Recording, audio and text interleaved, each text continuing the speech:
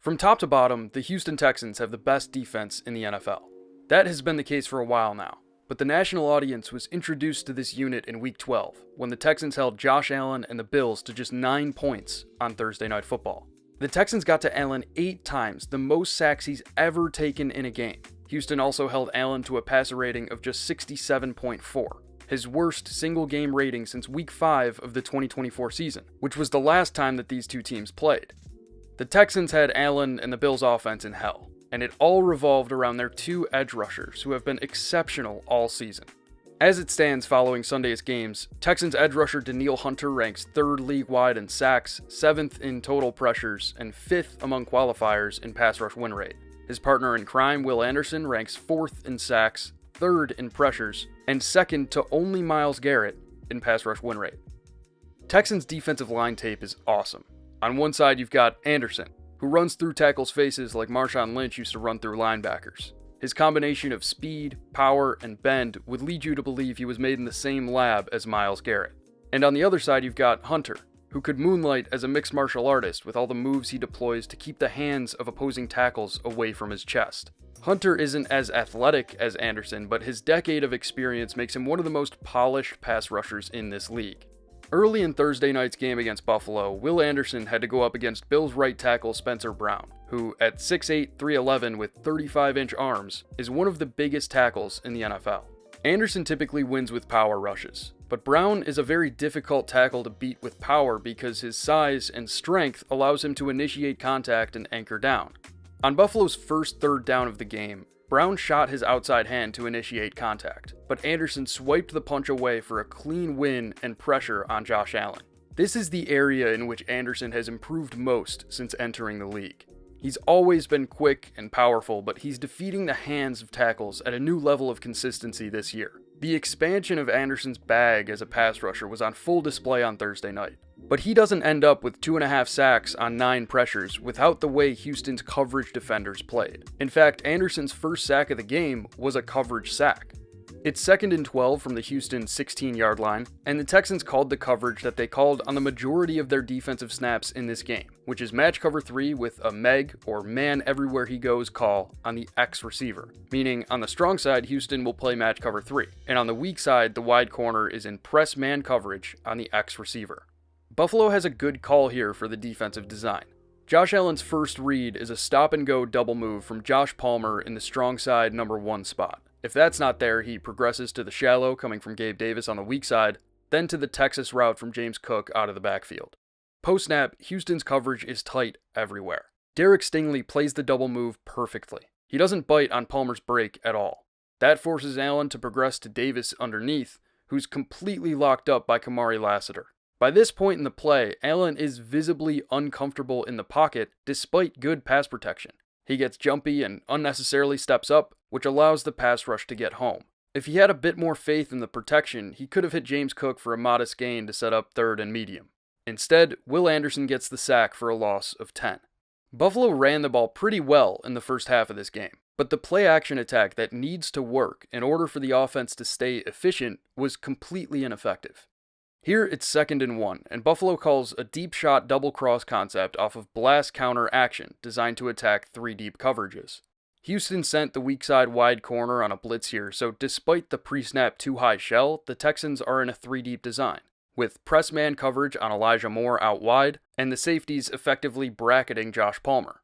Palmer is running the high cross here, which is designed to pull the post safety away from the middle of the field, forcing a one-on-one matchup between the wide corner and the number 1 on the opposite side. Kamari Lassiter plays physical press man coverage on that side on Elijah Moore, which disrupts the timing of the concept. Josh Allen might have been able to target Moore anyway, but because the timing was disrupted, Allen tried to force it to Palmer in double coverage. Later on, at the end of the first half, Buffalo got lighter with 11 personnel in an effort to enhance the play-action attack with more speed on the field. Houston is in a vanilla cover 3 look, and Buffalo's concept calls for a clear-out go route from the number 1, a deep over from the number 3, and a stop route from the number 2, with check-down options from James Cook and Gabe Davis underneath. The objective of the concept is to attack the cover 3 seam by putting the strong side hook defender, linebacker Azeez Al-Shaair, in conflict. If Al-Shaair gets depth, Allen can hit Cook or Davis underneath. If he gets pulled up toward the line of scrimmage by the play-action fake, Allen can hit Shaair in the soft spot. Post-snap, the linebackers do not bite on that play-action fake. And look at Al-Shaair's post-snap movement. He appears to trigger on James Cook in the flat, but Allen never looks that way. So when Allen lets go of the ball, Al-Shaair gets into the passing lane and forces a turnover. On a third down play early in the third quarter, Buffalo called a counter off of the double cross concept designed to exploit the match cover 3 look that Houston kept showing them.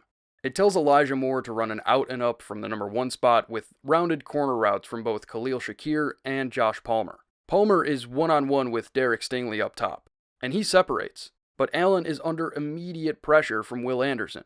Take a look at Anderson's rush from the end zone angle. Spencer Brown changed his technique here to get Anderson to shoot his hands. Brown faked a punch, which got Anderson to swipe at nothing, but Anderson still won with pure power and bend. No matter what Brown did technique-wise, Anderson was consistently winning.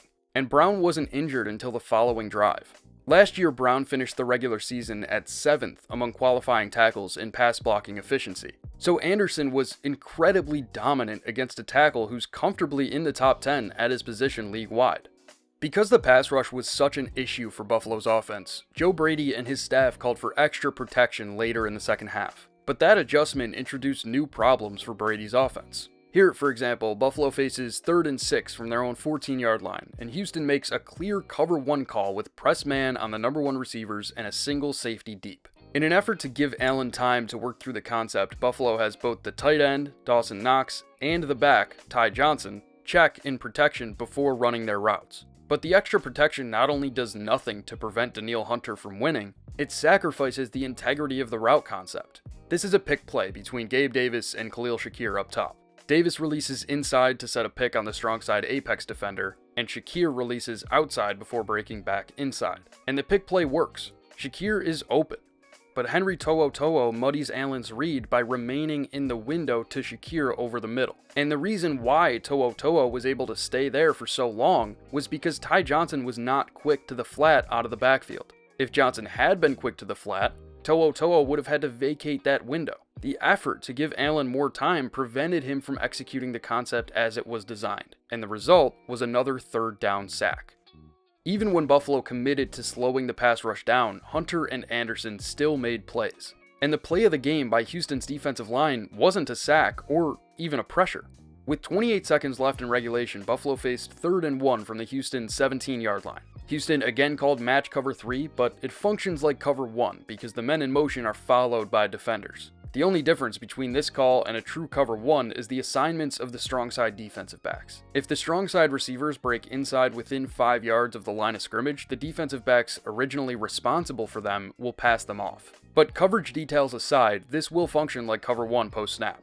And Buffalo has a great call to attack it. Pre-snap, Khalil Shakir goes in motion into the backfield, and Jalen Reed follows him. Then Ty Johnson goes in motion at the snap to clear the linebacker out of the middle of the field, as Shakir goes quick to the flat and the strong side receivers set picks for him to force the defensive backs to work through traffic. If Allen hits Shakir in stride here, this is at the very least a 1st down and might set up 1st and goal if Shakir breaks a tackle. Instead, Will Anderson gets way up to get his hands on the ball.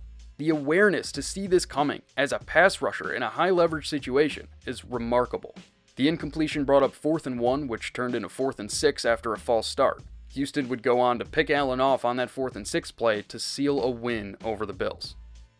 As it stands following Sunday's games, Houston has a 45% chance to make the playoffs according to Next Gen Stats. They don't have an easy road to a wildcard spot, but if they get there with a healthy CJ Stroud, this team is dangerous. The AFC is as wide open as ever, and nobody wants to see the Texans' defense in January. Thank you guys so much for watching this week's video. If you enjoyed, please hit that subscribe button to help us get to 60,000 by the end of the season. But that's all I've got for today, so until next time, take care.